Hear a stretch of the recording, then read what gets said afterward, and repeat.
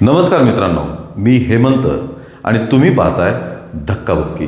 मित्रांनो, सध्या देशात जो मदुराई न्यायालयाचा निकाल गाजतोय त्याची प्रचंड चर्चा होतीये. माध्यमांमध्ये सुद्धा त्याची चर्चा होतीये. जेव्हा हे प्रकरण घडलं म्हणजे जून 2020 मध्ये, तेव्हा याची फारशी चर्चा झाली नव्हती. अर्थात तेव्हा लॉकडाऊन होता आणि त्यामुळे याची फारशी चर्चा, याचा फारसा गदारोळ झाला नाही. पण आता अलीकडेच जेव्हा याचा निकाल आला आहे त्यावेळी हे प्रकरण अख्ख्या देशाला कळतंय आणि त्याच्यावरती प्रचंड संताप सुद्धा व्यक्त होतोय. 9 पोलिसांना थोटुकुडी जिल्ह्यातील फाशीची शिक्षा सुनावण्यात आलेली आहे. त्यामुळे या प्रकरणाला एक प्रचंड महत्त्व प्राप्त झालेलं आहे. हे प्रकरण आपण मागच्या व्हिडिओत बघितलंच आहे मित्रांनो, पण या प्रकरणात आणखी एक महत्त्वाचा दुवा आहे आणि आणखी एका व्यक्तीची महत्त्वाची भूमिका राहिलेली आहे. ती आज या व्हिडिओतून आपण बघूया. ती व्यक्ती कोण आहे, काय भूमिका बजावली त्या व्यक्तीने, हे सर्व आपण पाहणारच आहोत. पण त्या अगोदर आमच्या चॅनलला आत्ताच सबस्क्राईब करा. मित्रांनो, थोटुकुडी जिल्ह्यातील हे प्रकरण जेव्हा समोर आलं त्यावेळी याचा तपास कसा झाला, कोणी केला, दोषींना काय शिक्षा झाली, नेमकं प्रकरण काय होतं, हे सर्वांना समजलेलंच आहे. या प्रकरणात एका महिला कॉन्स्टेबलची भूमिका, तिने दाखवलेलं धाडस हे अत्यंत महत्त्वाचं ठरलंय. कारण जर या महिलेने ही भूमिका बजावली नसती, निडरपणे ही भूमिका जर बजावली नसती, तर कदाचित या प्रकरणाचा निकाल असा लागला नसता किंवा यात काही बदलही झाले असते. मित्रांनो, त्याच पोलीस स्टेशन, सथानकुलम पोलीस स्टेशनमधील महिला कॉन्स्टेबल एस रेवती हिने या प्रकरणात अत्यंत चोख आणि महत्त्वाची भूमिका बजावलेली आहे. जेव्हा या प्रकरणाचा तपास चालू होता, जयराज आणि बेनिक्स या 2 पितापुत्रांची कस्टडीमध्ये, कस्टडी हा शब्द तसा चुकीचा आहे कारण कस्टडी ही न्यायालयातनं घेत असतात. जेव्हा त्यांना दुकान कोरोना काळात उशिरा बंद केलं असं म्हणून बाजारपेठेतनं उचलून लॉकअपमध्ये टाकलं आणि लॉकअपमध्ये अमानुष मारहाण केली, त्यावेळी एस रेवती या त्या पोलीस ठाण्यात हजर होत्या. आपल्या ड्युटीवरती त्या आलेल्या होत्या. 19 जून 2020 एस रेवती या 8:50 पोलीस स्टेशनमध्ये आपल्या ड्युटीसाठी आल्या. पोलीस स्टेशनमध्ये येताच त्यांना प्रचंड आरडाओरडा, लॉकअपमध्ये कोणाला तरी मारलं जातंय असं निदर्शनास आलं. त्यांनी विचारणा केली काय चालू आहे, तेव्हा कळलं कोणाला तरी अटक केली आणि त्याच्याशी विचारपूस चालू आहे म्हणून.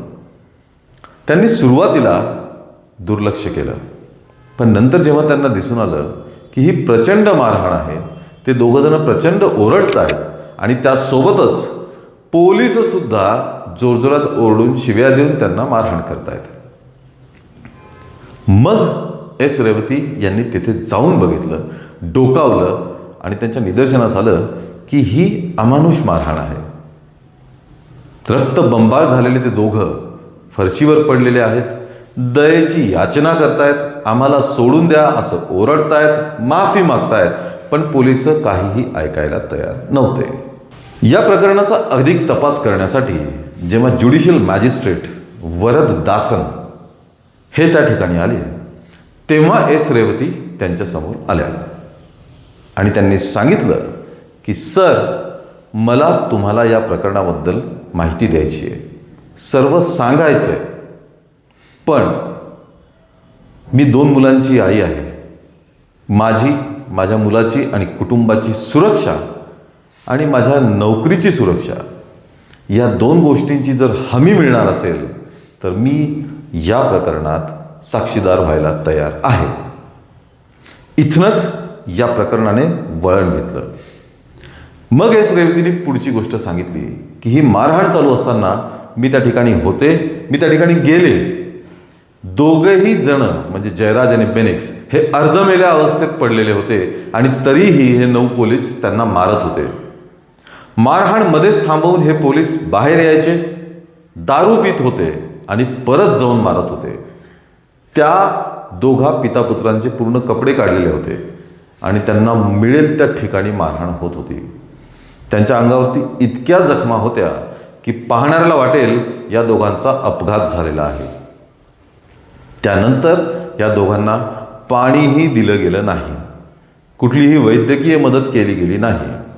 एस रेवतीने सांगितले की तिने या दोघांना पाणी आणि कॉफी देण्याचा प्रयत्न केला, पण त्या पोलिसांनी यांच्या हातातनं पाणी आणि कॉफी घेऊन ती फेकून दिली. ती त्या दोघांना देऊ दिली नाही.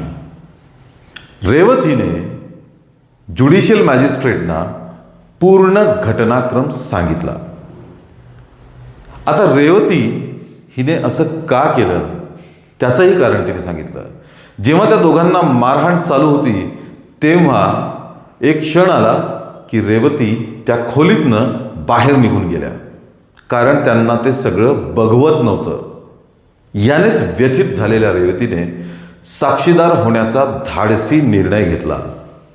पाहायला गेलं तर रेवती या कॉन्स्टेबल आणि बाकीचे जे 9 गुन्हेगार पोलीस होते ते सगळे रेवतीचे सिनियर, अत्यंत सिनियर, प्रभावी लोक, राजकीय लागेबांधे असलेले लोक, अशा प्रकारच्या अधिकाऱ्यांच्या विरोधात एका ज्युनियर कॉन्स्टेबलनी साक्ष देणं याचं खरंच कौतुक आहे. रेवतीने पुढे सांगितलं की ज्यावेळी ती तिची साक्ष नोंदवत होती तेव्हा या पोलीस अधिकाऱ्यांचे लागेबांधे असलेले दुसरे पोलीस यांनी अक्षरशः त्या पोलीस स्टेशनला गराडा घातला होता. हस्तक्षेप करण्याचा प्रयत्न करत होते, ही कारवाई आणि साक्ष थांबवण्याचा प्रयत्न करत होते. पण रेवतीने कुठल्याही दबावाला न घाबरता ही पूर्ण साक्ष दिली आणि हीच साक्ष या प्रकरणात सर्वात महत्त्वाची ठरली. न्यायालयाने आणि ज्युडिशियल मॅजिस्ट्रेटने या साक्षीची उलट तपासणी सुद्धा केली. पोलीस स्टेशनचे CCTV फुटेज तपासून रेवती खरंच त्यावेळी पोलीस स्टेशनमध्ये होता का आणि ते 9च्या 9 गुन्हेगार सुद्धा त्या ठिकाणी होते का हे तपासलं गेलं. कारण कुठल्याही गुन्ह्यात गुन्हेगारांची किंवा साक्षीदारांची गुन्ह्याच्या ठिकाणी उपस्थिती हीच सर्वात महत्त्वाची असते. त्यानंतर रेवतीला पेड लीव्ह देऊन म्हणजे पगारी सुट्टी देऊन एका विशेष ठिकाणी पोलीस प्रोटेक्शन सहित हलवण्यात आलं. कारण ही केस इतकी मोठी होती आणि ते पोलीस अधिकारी सुद्धा इतके वजनदार होते की रेवतीला आणि तिच्या कुटुंबियांना धोका होता. त्यामुळे ही प्रक्रिया पूर्ण होईपर्यंत रेवती कुटुंबासोबत सुरक्षित होत्या. त्यानंतर रेवतीच्या साक्षीमुळे या 9च्या 9 पोलिसांना फाशीची शिक्षा सुनावण्यात आली. आणि आज पूर्ण तामिळनाडूत नव्हे तर सगळ्या देशात रेवतीच्या या धाडसी पावलाचं प्रचंड कौतुक होत आहे आणि ते झालंही पाहिजे. मित्रांनो, या गोष्टीतनं एक बाब समोर येते. पोलिसांना त्यांच्या कर्तृत्वाची जाणीव असणं अत्यंत आवश्यक आहे. कारण पोलिसांच्या बाबतीत ही तक्रार नेहमीच असते की नागरिकांशी ते अरेरावीने वागतात. पण या निकालामुळे पोलिसांच्या अरेरावीला किंवा पोलिसांच्या आडमुठ्या स्वभावांना नक्कीच चपराक बसली असेल.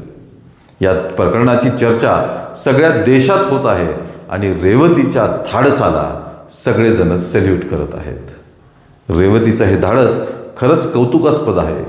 तुम्हाला काय वाटतं मित्रांनो? या प्रकरणाबद्दल तुमचं मत नक्की कमेंटमध्ये कळवा. या व्हिडिओला लाईक आणि शेअर करा आणि आमच्या धक्काबुक्की या चॅनलला आत्ताच सबस्क्राईब करा. धन्यवाद.